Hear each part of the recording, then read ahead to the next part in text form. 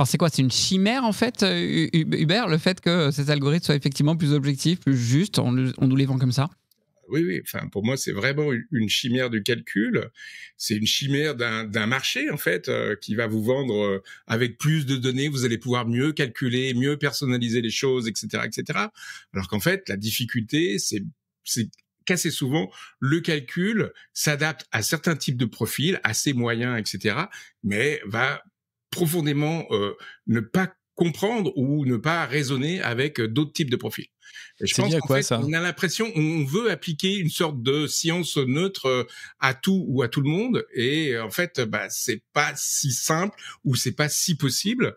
Les cas sont différents, les gens sont différents, et il n'y a pas de solution unique pour tout le monde. Il n'y a pas de one solution size unique fits pour all, comme disent les anglo-saxons. Mais tu vois, si on fait le parallèle 2 secondes avec l'IA, dont on dit que puisque l'IA est entraînée sur des bases de données immenses, mais qui ne sont que le reflet de ce que l'on a nous-mêmes produit, donc de nos propres biais, on peut comprendre ou entendre, entre guillemets, qu'elle reprenne, qu'elle répercute ces biais, et que donc cette façon de normer ou de voir une chose comme étant la norme se répercute dedans. Mais sur des algorithmes, pardon, dits déterministes, pour lesquels on a, entre guillemets, décidé du parcours et de ce que tu mets en input, ça doit, if then that, enfin, je sais pas quoi. C'est le cas de Parcoursup, hein, Oui, et, voilà. et de la CAF aussi d'ailleurs, Donc, c'est ce que nous disait. Donc ça veut dire que le problème se situe au niveau de ceux qui décident de la construction de cet algorithme, de sa finalité et de la façon dont ils le conçoivent. Alors donc on en revient à la question du départ de cette séquence,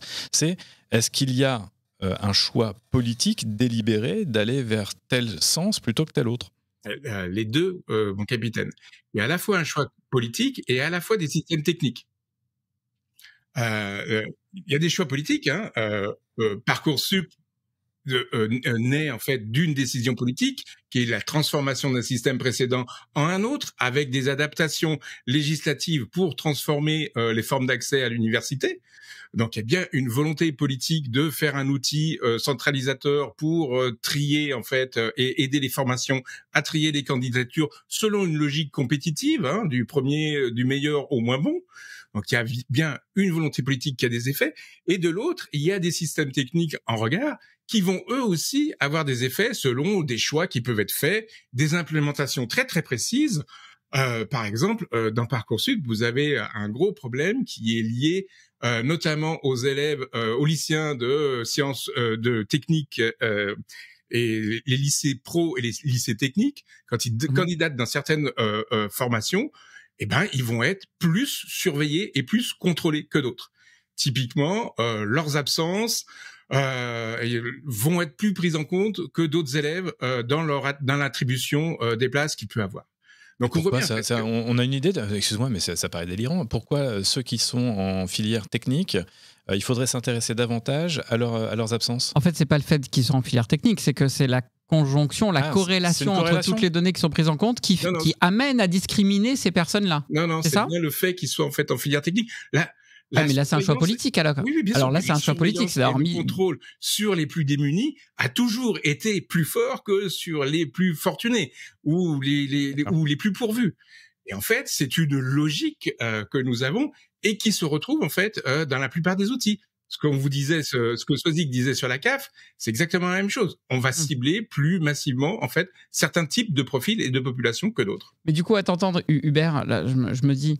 Le problème, il vient pas donc tant de l'algorithme et qu'on cherche à appliquer des règles dans un algorithme, mais il vient des règles qu'on définit, de dire on va regarder de plus près ceux qui viennent de filières techniques, oui, mais qui disent on va regarder de plus près ceux qui n'ont pas des revenus réguliers à la CAF, ou qui disent pour la recherche d'emploi ceux qui n'ont pas eu d'emploi stable pendant 6 mois. Oui, bien sûr, mais sauf que tu oublies en fait, c'est qu'il y a une transformation qui va avec, c'est qu'en fait la technique le permet à une manière très très précise en fait quoi, et que la possibilité de discriminer ou de distinguer deux candidats l'un de l'autre est aujourd'hui renforcée par la technique. Je prends juste un tout petit exemple, encore une fois dans Parcoursup. On sait tous distinguer un élève qui a 19 d'un élève qui a 11. Il y a même pas besoin d'outils pour ça en fait quoi. Par contre, entre deux élèves qui ont exactement la même moyenne scolaire, 10,5, vous faites comment pour dire que celui-ci doit être d'abord il doit d'abord être pris dans la formation et devant l'autre? La couleur des cheveux? Ouais, voilà, c'est à peu près Et ça. ceux qui en ont pas, alors?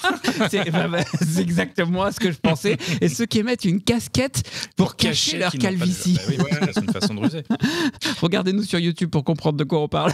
Et- Mais vas-y, Hubert, pardon. Et C'est bien en les fait- blagues, mais revenons au sujet. non, mais en même temps, c'est assez proche de la réalité. Ouais, ouais. En fait, on va utiliser le calcul pour préciser les choses.